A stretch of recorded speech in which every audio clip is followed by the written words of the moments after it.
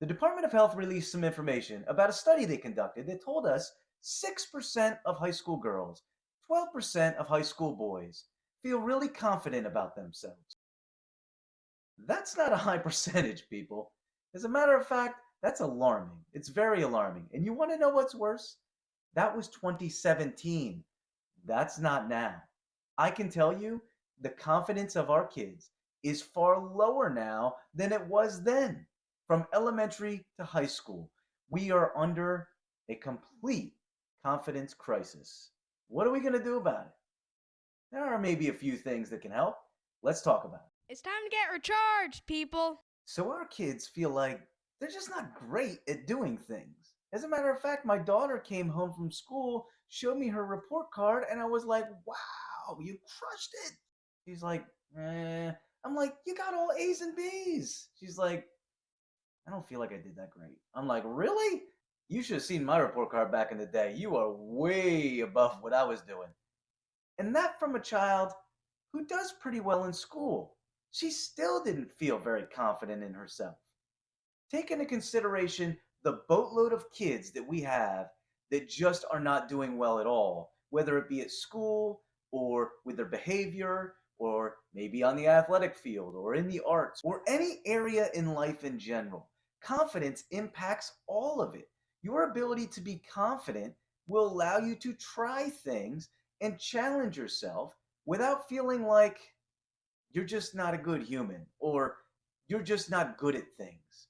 And see, in order to get our kids to be able to take the next step and try things, we've got to build them up. Since we're in a confidence crisis, we really have to look at what we can do. So let's start with this: praise, celebrations. It seems pretty basic, right?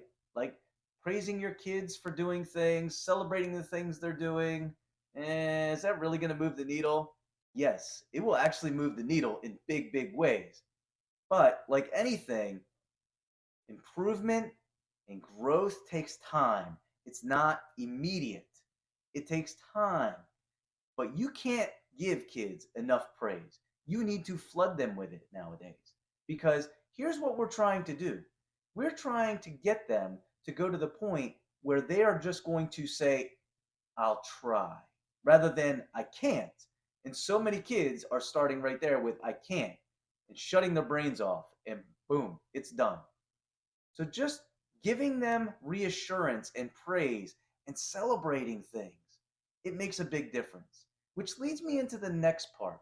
You have to have big eyes. You have to be able to see that your kids are trying. So when I say praise and celebrations, I don't necessarily mean praise them because they hit 15 points on the basketball court. I mean, praise them for the effort, for them just trying. Because in order for them to get to the point where they're going to try more challenging things and step out and take risks in life, they have to know it's going to be okay. So ask them to try things and praise them for it. Celebrate their effort. Yes, celebrate the 15 points in a basketball game, but celebrate the efforts as well. Let me give you an example of the power of praise and celebration. This last fall, my daughter was on a volleyball team, probably ages about 6 to 10, somewhere in there. There was one team in particular, not my daughter's team, it was another team, that they had probably the shortest team, and in volleyball, height can matter, and it looked like the youngest team. And in any sport, age can matter when we talk about kids. Well, that one team started off the year not so well. But you know what? I noticed something from the very jump. Their coaches were praising and celebrating everything, everything. Not just we scored a point or we won the game. They were celebrating when a girl would just hit the ball into the air. And it really drove home something I've always believed, something that I really put into a play when I worked at the elementary level and also when I worked with high school kids on the soccer field. I couldn't praise or celebrate them enough. They needed to know that they're able to try, and just trying is a big step. And what happens is you build over time. We praise this. I'm going to try it again. They seem to like it. let's give it another go. And we praise it some more. I'm telling you, that team celebrated all year long. And this is no joke. That team that started off maybe not so great, they went on to win the entire thing. Their coaches were amazing. The parents were amazing. Everybody just celebrated like it was a big party. And what happened was you built up those girls on that team, and they started to feel like we can do this. We can get that ball over the net. We can serve. We can bump a ball. We can set a ball. They were amazing. It drove home the message again that praise and celebrations really important. It also drove home the message that if you're looking for it and you spot it and you let them know you appreciate their effort and just them trying, that they're going to continuously go after it over and over again. And that's what we're trying to build here, the confidence to continuously try things, even when it's challenging. The last thing I want to share with you is that we need to make sure that we assure kids that it's okay to not be great at something right from the jump. As a matter of fact, most of us are not. Most of us are not great at all. And it takes time to practice so that we can get good at things. But a lot of kids have this preconceived notion that if I try it and I stink, I'm not doing it anymore because I stink. Whereas having the idea that I'm going to keep working at it so I can be successful is a mindset we need to build on.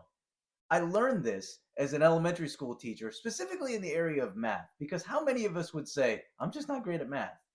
Whereas probably what we're looking for is, I can get better at math if I keep trying, and trying being the key case. What I found out in elementary school is that many students had the notion that they weren't good at math, and it was built from failure because they tried this and they didn't go well, and they just thought that they stunk at it. Well, you know what we need to do? And here's the point: we need to reassure them that it's okay to not be great. It's okay to try something and not be successful right off the bat. We need to support them in these endeavors and again praise them, but also build them up so that they continuously try tasks. Math, for example. If I want to get better at a specific area in math, I need to keep working at it. If I want to get better at a specific behavior I'm working towards and trying to get better at, I got to keep working at it. And I might not be great at first, and it's going to take some time. So again, reassure them that it's okay to not be great from the jump. Praise them and celebrate their success. This confidence crisis has really been weighing on me, so much so that I feel like I need to focus on this particular topic a lot in 2023. So, if you're really interested in these topics, you think that this will help you and your child, this will help you and your students, please like this video and subscribe because I want to get more information out to you and anybody else who might need it. And feel free to share this information too because we all need to do our part in building up our kids so that they can have a much, much brighter future and they start to believe in themselves.